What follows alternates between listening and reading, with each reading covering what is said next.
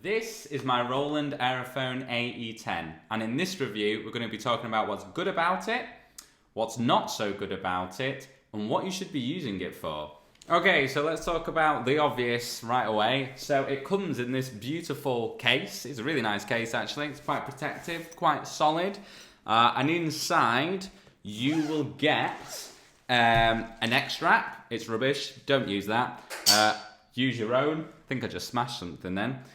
Use your own, buy another one that's something that's more supportive. I mean, that's like a piece of string. It's not very good. You get an instruction manual, that's always handy. This one is really bulky, quite good. I like that. That was a bang. You get a plug, which is handy, but I'll come on to that in a second because there's something even better than the plug that you can do. And last but obviously not least is the Aerophone itself, and that is in this lovely case or this lovely bag here, and that's all you need to know about what it comes with. When we actually get on to the Aerophone itself, that's when things start getting a bit more interesting. So you'll see here, this is in this lovely white. I would suggest to everyone and anyone, go for the white version. Yes, the grey version might look better, but it's more expensive, and for something that's more expensive, I don't really see the point in paying more just for the colour. But if it's something that really matters to you, then by all means pay more. You've got this here, which is very handy. So I'm going to call this the spit soaker. So this is basically when you're dribbling down the saxophone. It collects your spit, which you should definitely use, because if you don't, you will end up with spit running down the Aerophone and potentially into the keys. You've got this mouthpiece protector here, like all saxophones do, so that's good. You've got a plastic reed, which you probably noticed there, and what you don't have, which is something that I put on it, is a mouthpiece protector.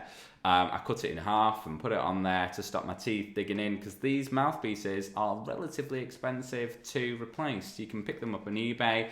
They range from like £20 to maybe even 60, depending on the time of year that you're trying to buy them. So you'll notice that it's laid out like a normal saxophone, which is handy. You will notice though that there are some funny bits here. Obviously a normal saxophone has this-ish, but not quite like this. And this is a bit of an issue as far as ergonomics goes, because you're trying to bend your hand, and if you're playing for some time, you can end up with a poorly wrist. And we don't like that. The same is for down low, to be honest. You've got these keys here. But what I find is that this low C is a bit closer together to the rest of the keys than it would be on a conventional saxophone, shall we say, alto saxophone. And again, you end up kind of scrunching your hands and have a poorly wrist. Again, as far as ergonomics go, we've got these side keys here, which if you just look at me pressing them now, you'll see that I near enough have to lift my hand up to press them, which isn't particularly brilliant for fast-paced passages, so I'm not a fan of that. Another thing that I'm not a fan of is this biz key here. You'll see that there's a bit of a gap between this B and the biz key, so you end up kind of struggling to sometimes find it. But, you know, I'm comparing this to a saxophone, and it is incredibly important to say that this is not a saxophone. Yes, it has the fingerings of a saxophone, but it's not a saxophone, it's an Aerophone. And that really has been reflective on my opinion of this. The more and more that I called this a saxophone, the more and more I hated it. But the more and more I said to myself, it's not a saxophone, it's completely different, then the more and more I liked it. One thing that I do really like is the portability of it. It's incredibly light. I better not do that too much because I'll drop it. And also, you've got this battery pack here that you can put in. So I put rechargeables in, which makes sense, and they last for ages. I think about 10 hours you could probably get out of that. These, for reference, are 2800 milliamp hours, MAHs. So I would definitely recommend that. You've got these two inputs here. One of them is for your like an aux cable, a traditional cable, and then you've got the chubby one here. This here is really useful.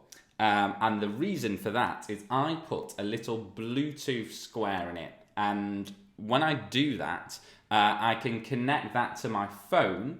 And using my headphones, which go into the chubby socket here, I can play music from my phone into my headphones and then play over the top of it. The other day I actually had a jam session about 9 in the evening, probably later, playing and dancing around to house music, and nobody could hear me. It was brilliant.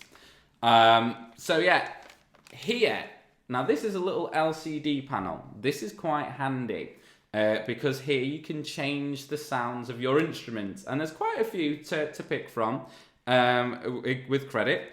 So this here is now set for alto because I play the alto, so it makes sense to me. You can change it to whatever you want. I will say that the tones aren't brilliant, to be honest. They don't really sound like a saxophone. It's not great. But you're going to have to get used to it, to be honest, because the only alternative is to use Logic. Now, you can have a USB which sticks into here to plug it into the computer, and that works great. I believe that's a USB Type B. Forgive me if I got that one wrong. You can put that into Logic, and then you can change the sounds. But as you all know, Logic sounds aren't the best either all the time. But you can have a bit more fun with that, so that's quite good.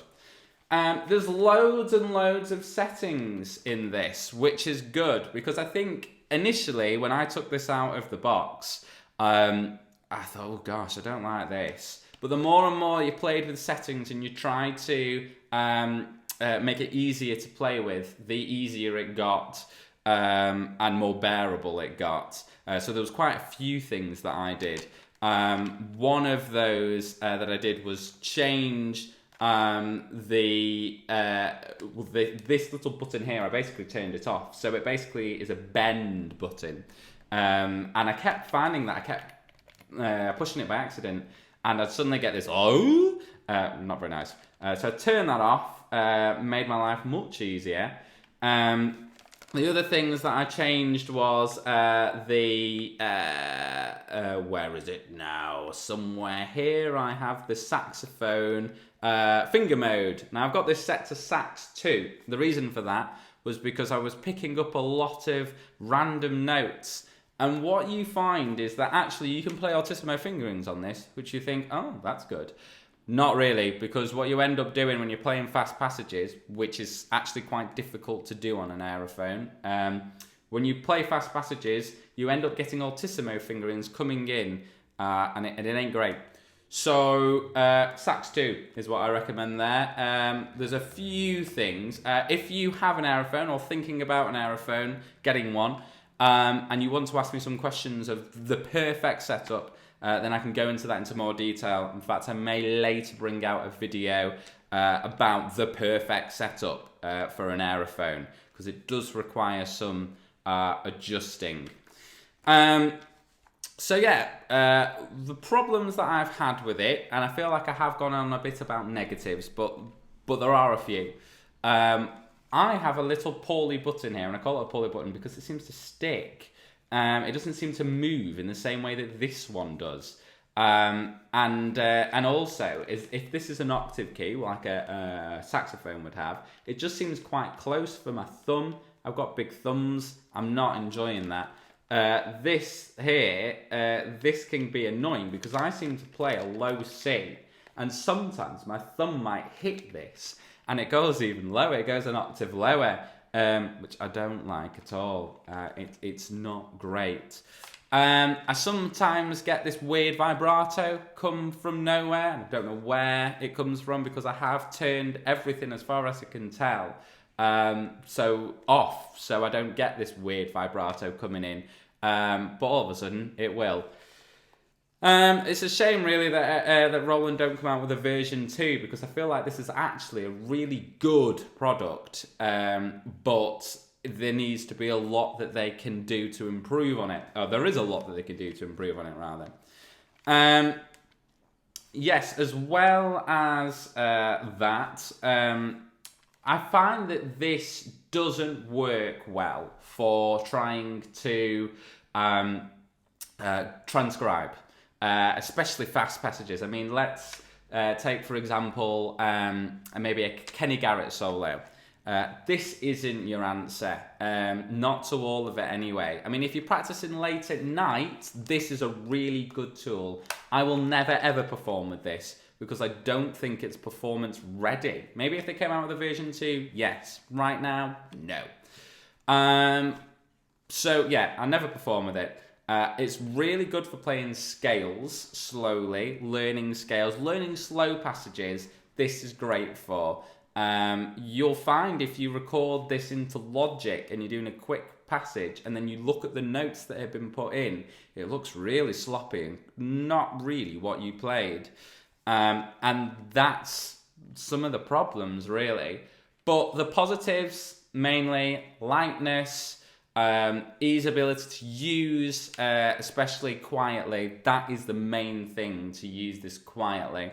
But it won't replace your saxophone. And to be honest, I don't think you should be buying this ever to replace a saxophone, because the saxophone is brilliant anyway, so why would you?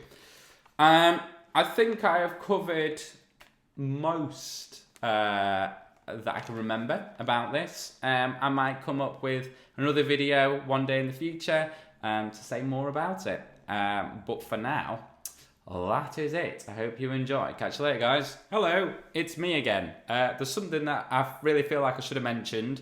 I know that I said bye, but I'm back again. I wanted to tell you about this speaker. It's crap, so don't use it. Put your headphones in, sounds way better. Or use monitor speakers like I have behind the camera. And this is what it sounds with monitor speakers.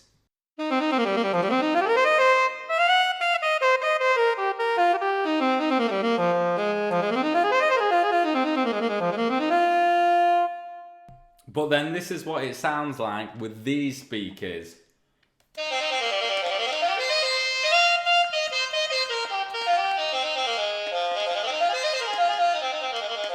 Crap. Okay, so this costs about £699 on sax.co.uk. And I suppose you're wondering, is it worth it? Well, the answer to that is no, it's not. Not at that price. So don't do that, don't buy it new, do what I did, and that is buy it second hand. Although don't quite do what I did, because I got on a bidding war on eBay, and I spent about £375. Is it worth that? No. So don't do that either. Pay about £250, because to be honest, it's worth that. It's not finished yet. There's so much more that can be done, and it could be an awesome instrument. At the moment, it's just a pretty cool thing.